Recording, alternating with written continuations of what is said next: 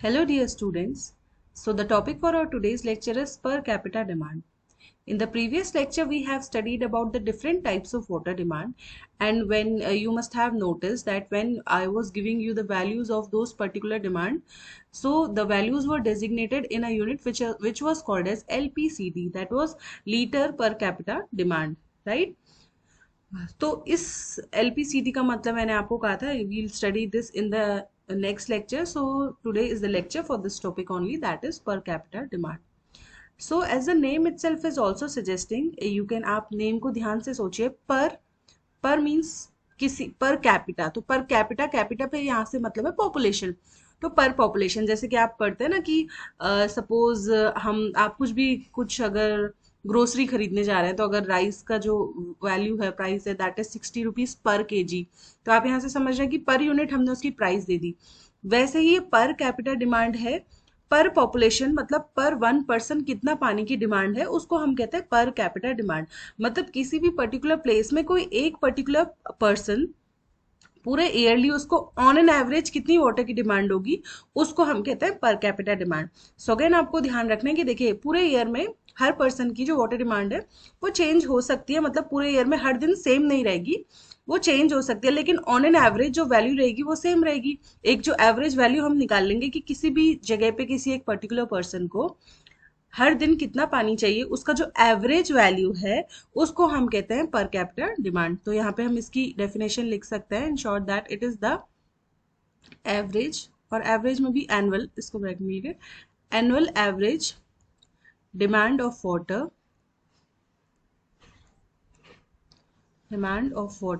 पर पर्सन. तो again I am telling you, देखो आपको कंफ्यूज नहीं होना है. किसी भी एक पर्टिकुलर प्लेस में आपको पता है डिफरेंट पॉपुलेशन, डिफरेंट पर्सन रहते हैं, तो वहां पे एक पर्सन को थ्रू आउट द ईयर हर दिन कितना ऑन एन एवरेज पानी चाहिए, उसको हम कहते हैं पर कैपिटा डिमांड. तो एक स्टैंडर्ड यूनिट बनाई गई है पानी की डिमांड को एक्सप्रेस करने के लिए, जिसको ही हम LPCD भी कहते हैं, यानी लीटर्स पर capita demand. So this is the your पर कैपिटा डिमांड. मतलब एक पर्टिकुलर प्लेस पे किसी भी पर्सन को हर दिन कितना पानी चाहिए पूरे पूरे ईयरली, उसको हम कहते हैं पर कैपिटा डिमांड. सो सपोज अगर V is the volume of water in liters required in a community throughout the year. तो सपोज अगर कोई भी कम्युनिटी है, कोई भी सिटी है, उसमें टोटल ईयरली जब भी हम एक वाटर ट्रीटमेंट प्लांट या वाटर सप्लाई स्कीम डिजाइन करते हैं, तो उसमें जब भी हम डिमांड को, मैंने आपको बताया था सबसे पहले हमारा फर्स्ट स्टेप होगा कि हम डिमांड को फाइंड आउट करेंगे कि उस पर्टिकुलर टाउन की डिमांड कितनी है. तो अब हम कितने दिन के लिए इस डिमांड को फाइंड करते हैं, तो बेसिकली एक ईयर को हम पहले पूरा 1 ईयर को ऑब्जर्व करते हैं. तो पूरी ये जो डिमांड निकाली जाती है, ये स्टैंडर्ड एक ईयर की निकाली जाती है कि एक साल में इस जगह में इतना पानी चाहिए. तो सपोज ये जो पानी है इसकी वैल्यू V है.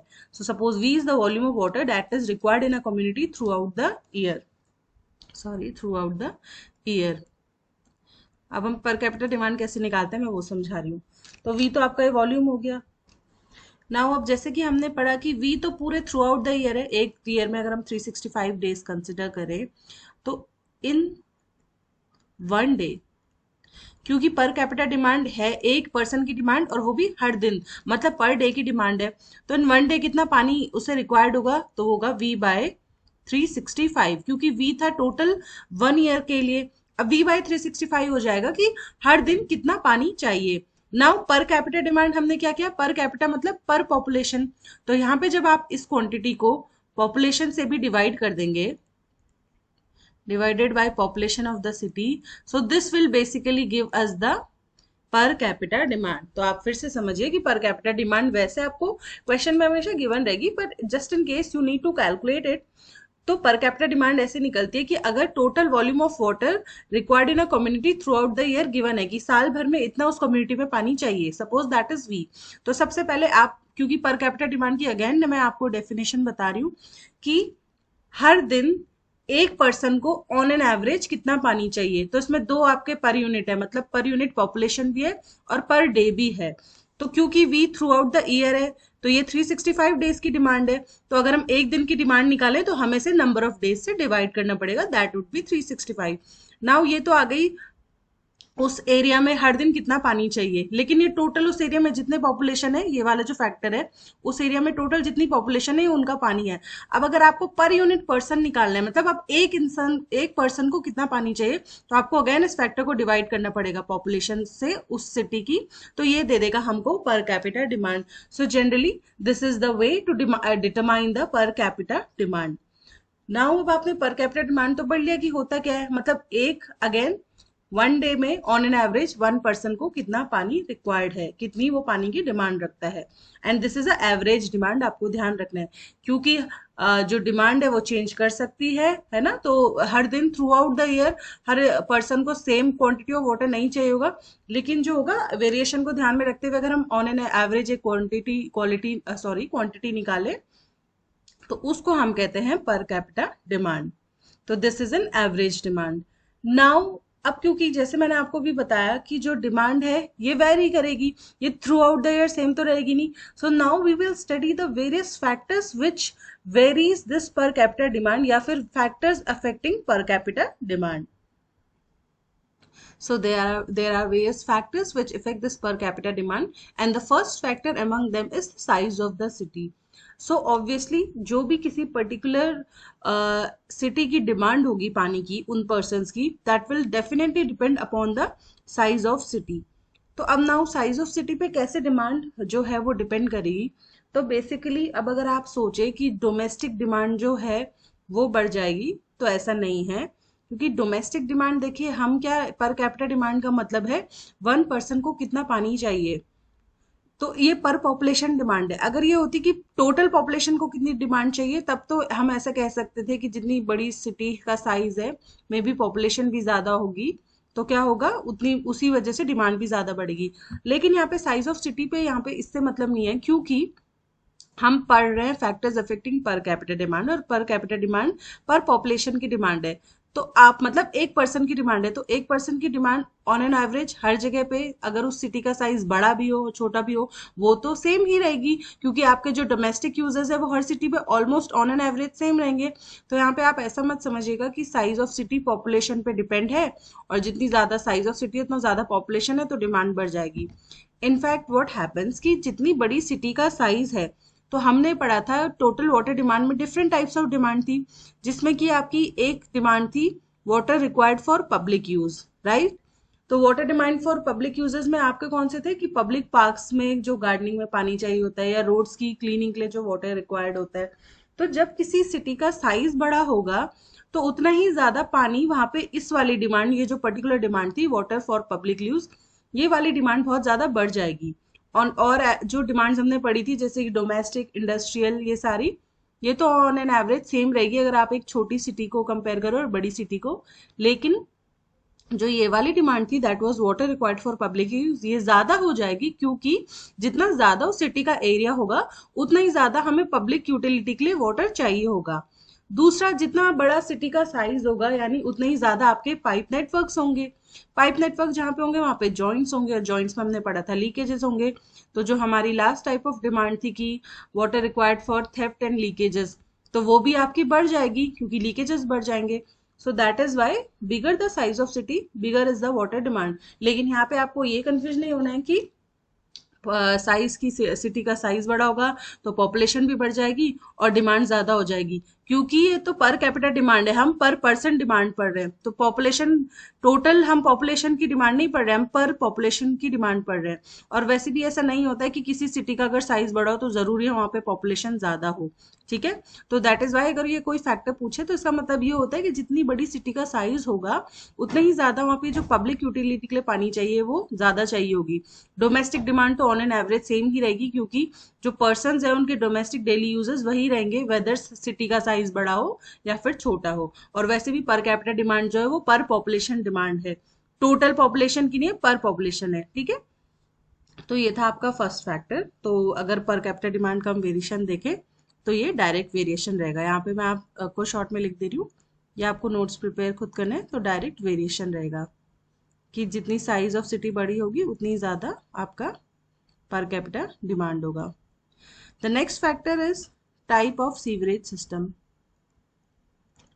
Now type of sewerage system मतलब बेसिकली दो टाइप के सीवर सिस्टम्स होते हैं. एक होता है वाटर बेस्ड डोमेस्टिक सिस्टम, एक होता है non water based domestic sewerage system. Water based sewerage system में क्या होता है, आपके जो भी यूनिट्स होता है सैनिटरी यूनिट्स, उसमें फ्लशिंग टैंक्स इंस्टॉल्ड रहते हैं जिससे कि वाटर फ्लश आउट होता है क्लीनिंग के लिए. और normal non water based system में कोई भी आपका फ्लशिंग टैंक्स नहीं इंस्टॉल्ड रहते. तो ऑब्वियसली जहाँ पे आपका वाटर बेस्ड सीवरेज सिस्टम होगा, जहाँ पे कि आपके वाटर फ्लशिंग टैंक्स इंस्टॉल्ड होते हैं क्लीनिंग के लिए सैनिटरी यूनिट्स को, तो वहाँ पे वाटर डिमांड ज़्यादा होगी, क्योंकि जो हमारा सीवरेज सिस्टम है वो वाटर बेस्ड है. तो वहाँ पे भी हमें पानी की जो डिमांड रिक्वायर्ड होगी वो ज़्यादा होगी. तो अगर हम इसमें इसमें एक पॉइंट लिख लेते हैं कि water based sewerage system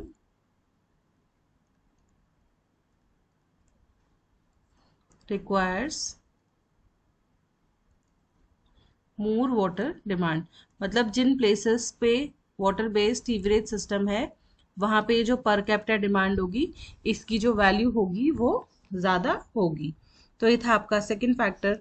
the third factor is extent of industrialization. Extent of industrialization मतलब जो एरिया है वहाँ पे कितना एक्सटेंट है इंडस्ट्रियलाइजेशन का, वो हाईली इंडस्ट्रियलाइज्ड एरिया है या फिर लो इंडस्ट्रियलाइज्ड एरिया है, इस पे भी जो है हमारी वाटर डिमांड डिपेंड करेगी. तो ऑब्वियस सी बात है, अगर एक्सटेंट ऑफ इंडस्ट्रियलाइजेशन ज़्यादा है तो वहाँ पे वाटर डिमांड ज़्यादा होगी, क्योंकि डिफरेंट इंडस्ट्रीज में आपको पानी की डिफरेंट यूजेस की रिक्वायरमेंट होती है. तो जितना ज़्यादा इंडस्ट्रियलाइजेशन होगा तो हमारी जो इंडस्ट्रियल वाटर डिमांड हो जाएगी वो बढ़ जाएगी. और हमने पढ़ा है total water demand different type of water demand से बनती है. तो इस केस में जो इंडस्ट्रियल वाटर डिमांड है, जो कि वैरी कर रही थी 50 से 450 LPCD के बीच में, वो बढ़ जाएगी. तो यानी टोटल पर कैपिटा डिमांड बढ़ जाएगी. तो यहाँ पे भी हम लिखेंगे डायरेक्ट वेरिएशन, मतलब जितना ज्यादा एक्सटेंट ऑफ इंडस्ट्रियलाइजेशन है उतना ही ज्यादा पर कैपिटा डिमांड है.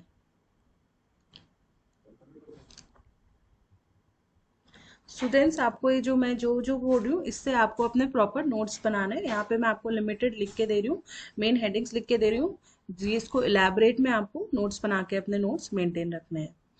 The next factor affecting the per capita demand is living standards of people या type of gentry. Living standards of people या फिर type of gentry. Type of gentry मतलब किस टाइप के लोग वहाँ पे उस पर्टिकुलर एरिया में रहते हैं. तो जितने हायर लिविंग स्टैंडर्ड्स होंगे उस पर्टिकुलर एरिया में लोगों के, उतने ही ज़्यादा वाटर डिमांड होगी. क्योंकि ऐसे में क्या होगा कि जितने ही ज़्यादा लिविंग स्टैंडर्ड्स हाई हैं, जैसे कि वहाँ पे क्या होगा, पर्टिकुलर वहाँ पे हर हाउस में AC इंस्टॉल्ड होंगे. तो जितना AC है तो higher the water consumption. Then उनके डिफरेंट टाइप्स ऑफ जो भी है, मतलब जितना ज़्यादा हायर स्टैंडर्ड्स है यानी पानी का उतना ज़्यादा यूज़ हो रहा है. और एज कम्पेयर जहाँ पे लिविंग स्टैंडर्ड्स कम है, जैसे कि आपने देखा भी होगा, वहाँ पे वाटर की क्या होती है, बहुत ज़्यादा कमी भी हो जाती है.